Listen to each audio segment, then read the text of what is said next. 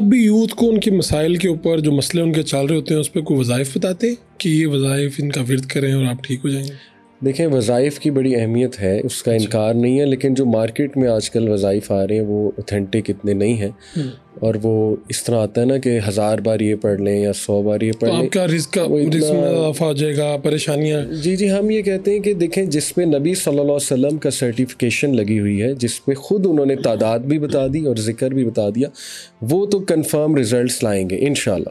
لیکن باقی لوگوں کے پرسنل ایکسپیرینس ہیں، جیسے لیٹ سے میں آپ کو کہوں جی کہ میں نے 100 بار سورہ کوثر پڑھی تھی، میرا کام ہو گیا، تو ضروری نہیں آپ کا بھی ہو جائے. یہ میرا ایکسپیرینس ہے. قرآن شفا ہے، اس کی کوئی بھی آیت اٹھا کے آپ پڑھنے لگ جائیں تو وہ تو شفا ہی ہے. لیکن کچھ چیزیں اللہ کے نبی نے ڈائریکٹ بتا دی، جیسے اللہ کے نبی نے کہا کہ میرے بھائی کی یہ دعا یونس علیہ السلام، لا الہ الا انت سبحانک انی کنت من الظالمین، جو یہ پڑھے گا اللہ اسے ہر مصیبت سے نکال لے گا. پھر بتا دیا کہ کثرت استغفار سے رزق بڑھتا ہے. اب وہ تعداد نہیں بتائی کتنی ہے، لیکن یہ کہ کثرت سے استغفار کرتے رہو، چلتے پھرتے رزق بھی بڑھتا ہے. درود کے بارے میں بتا دیا. ایک صحابی آئے کہتے یا رسول اللہ میں ہر وقت درود ہی پڑھتا ہوں جب سے آپ نے نصیحت کی ہے. تو اللہ کے نبی نے کہا کہ اگر تو ایسا ہی کرتا ہے تو تیری تمام مشکلات پریشانیاں اللہ دور کر دے گا. تو یہ ہے سرٹیفیکیشن، یہ تو ہم یوتھ کو بتاتے ہیں کہ آپ یہ ان کو بڑھا دیں، لیکن جو باقی اوتھینٹک چیزیں نہیں ہیں وہ ہم نہیں بتاتے. اب تو ایسا لگتا ہے جیسے ہر پریشانی کا حل وظائف میں موجود ہے، یعنی ڈپریشن کے لیے آپ یہ پڑھ لیں، رزق میں اضافے کے لیے یہ پڑھ لیں، ہر مسئلے کا حل کے. تو میں اس کے پیچھے ایک بات سمجھنا چاہ رہا ہوں، ایک سوال ہے کہ اس سے لوگوں کا یقین اس بات سے تو نہیں کہ لوگ اس کام پہ ایفرٹ کرنا چھوڑ دیں، مگر رزق میں اضافے کی بات ہے تو میں اگر مجھے بتایا یہ گیا تو میں ادھر ہی بیٹھ جاؤں اور میں اس پہ کرتا رہوں، وظائف چلتے پھرتے بھی کرتا رہوں اور اس کے لیے کوشش میں کمی کر دوں. بالکل یہ پرابلم ہے ہماری سوسائٹی میں، ہم جان چھڑاتے ہیں محنت سے، چیزوں سے، اور شارٹ کٹس ڈھونڈتے ہیں. اور اس میں ایک اور بات وظائف ہے جی، اگر آپ نے ملک سے باہر جانا ہے جی تو اس میں یہ پڑھ لیں. صحیح.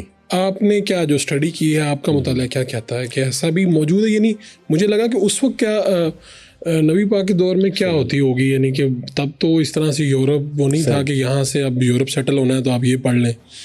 دیکھیں وہی بات ہے نا، یہ لوگوں نے اب شاید بزنس بھی بن گیا ہے کہ شارٹ کٹس ڈھونڈ رہے ہیں نا لوگ. تو میں سمجھتا ہوں کہ سیرہ کا مطالعہ کیا جائے تو بڑی کلیئر کٹ گائیڈ لائنز ہیں، حلال حرام ڈیفائنڈ ہے، ملک سے باہر جانا ہے کن کنڈیشنز میں جانا ہے اور ڈیفائنڈ ہے. اللہ کے نبی نے بتا دیا کہ جا سکتے ہیں وہاں کچھ بزنس کرنے، کس نیت سے جانا چاہیے، اس نیت سے کہ میں مسلمانوں کے درمیان ہی رہوں اور اپنے بچوں کو مسلم جو ایک وہ تربیت ہے اسی کی طرف لے جاؤں، اور نیت یہ کروں کہ واپس مسلم لینڈز میں آنا ہے. یہ کچھ کنڈیشنز ہیں، یہ کلیئر کٹ ہے. تو دیکھیں سب سے پہلے تو پریکٹیکیلٹی دیکھنی چاہیے. ہمارے دین نے پریکٹیکیلٹی دی ہے. ہم یہ نہیں دیکھتے کہ ہمارے بیہیویئر میں کیا مسئلہ ہے، ہمارے اینڈ پہ کیا مسئلہ ہے، ہمارے اندر کیا کمزوریاں ہیں، اور ہم کہتے ہیں کہ بس کوئی ذکر مل جائے اور سارے پرابلمز حل ہو جائیں. تو سیرت جو ہے نا وہ اتنی پریکٹیکل ہے. میں آپ کو صرف ایک مثال دیتا ہوں. اللہ کے نبی نے ہجرت کی، ہجرت کرتے ہوئے دعائیں بہت کی ہوں گی، ذکر بہت کیا ہوگا، لیکن پریکٹیکیلٹی نہیں چھوڑی. 3 چیزیں کی انہوں نے. دیکھیں نمبر 1 ایک بندہ ہائر کیا جس کو کہا ہمارے قدموں کے نشان مٹانا، تاکہ قریش آئے تو انہیں قدموں کے نشان نہ ملے. دیکھیں توکل یہ نہیں ہے کہ بس نکلو اندھے ہو کے. انہوں نے اس بندے کو کہا کہ پیچھے سے پلان کیا. ایک بندے کی ذمہ داری لگائی کھانا لے کر آنا ہے ہمارے لیے، ایک بندہ تھا وہ گائیڈ کر رہا تھا، راستہ دکھا رہا تھا، اور اس کے بعد دعائیں بھی کی، روئے بھی بہت. ایٹ دی اینڈ توکل نہیں بچایا وہ غار ثور کا واقعہ. تو دیکھیں یہ کمبینیشن ہے.